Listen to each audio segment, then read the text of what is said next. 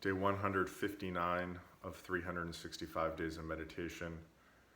Just wrapped up my morning practice. It was just over an hour long today. And yeah, sort of a strange one. And that, I guess, for the majority, well, pretty much, yeah, the vast majority of that entire hour and a bit, I was really unable to settle my mind. It was just kind of going nonstop. And I was thinking a lot again about sort of decisions and changes and sort of realized that I think a lot of difficulty in decision making that I have now and sort of choosing a path forward in my life is related to regret. Yeah, it's a realization that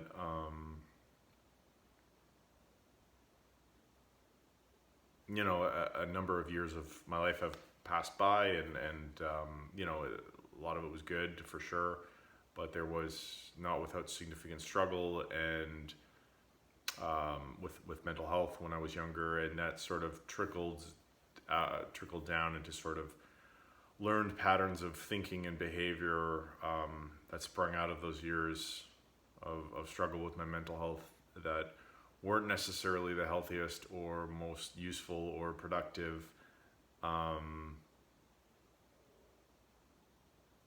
Yeah, in some ways it seems like I barely even knew myself at all during that time, and somewhat difficult to reconcile. And I guess, yeah, today is just an example of, not all meditations are necessarily gold, or at least they don't feel that way in the moment. Some of them, like today, an entire hour and a bit of being there and really just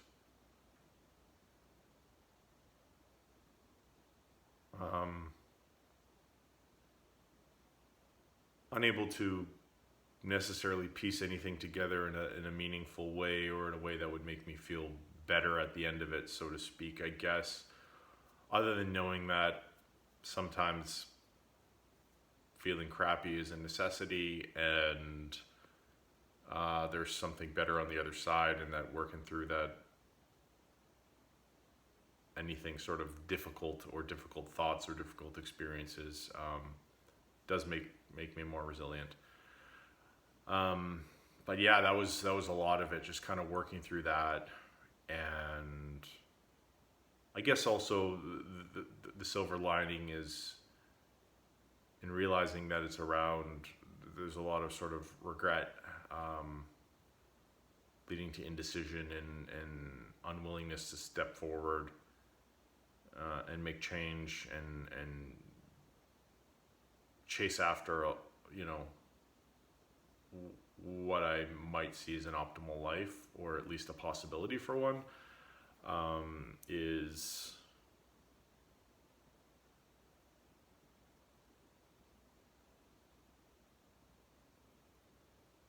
yeah, I guess it's a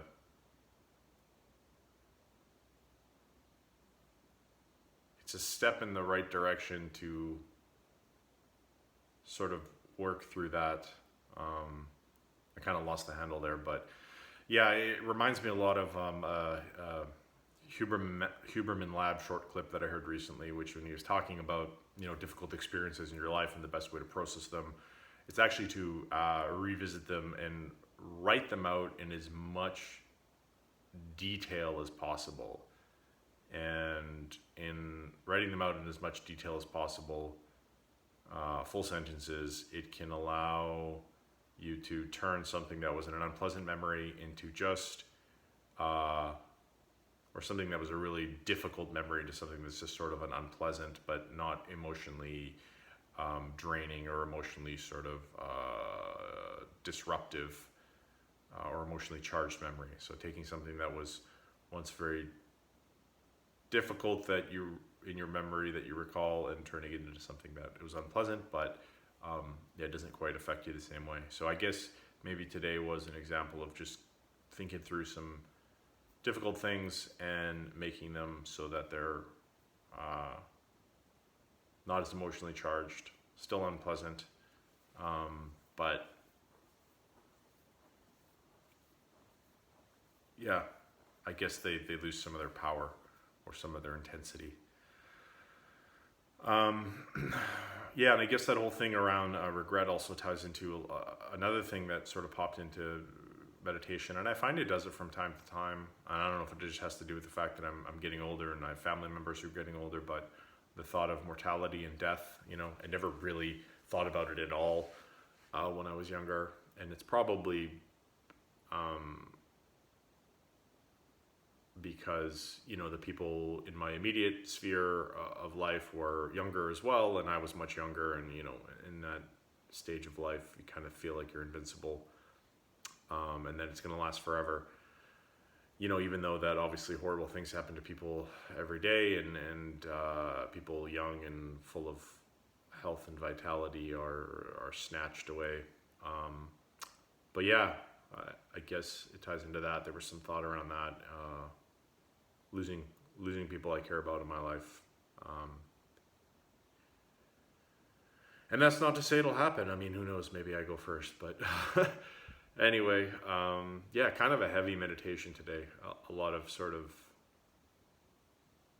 not necessarily pleasant things to think about, but they're there. They're in the subconscious, and I think it's useful to explore them and kind of in some ways take away a bit of the power that those thoughts that they hold by kind of it's almost like normalizing them, I guess. And yeah, that was today's practice. Don't know what else to say, so we'll wrap it up. In closing, as always, if you are struggling with your mental health, don't suffer in silence.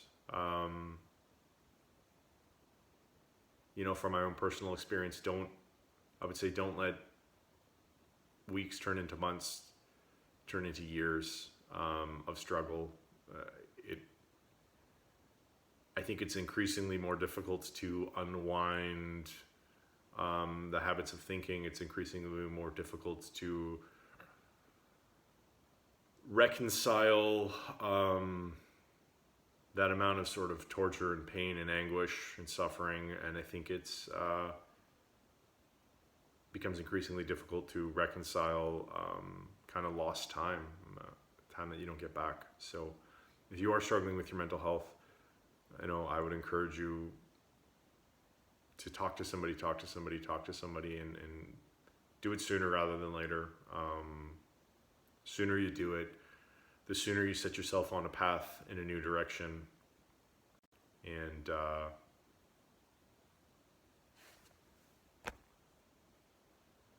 yeah, set yourself on a path in a new direction. I don't know if you heard Siri just pop in there on my headphones, but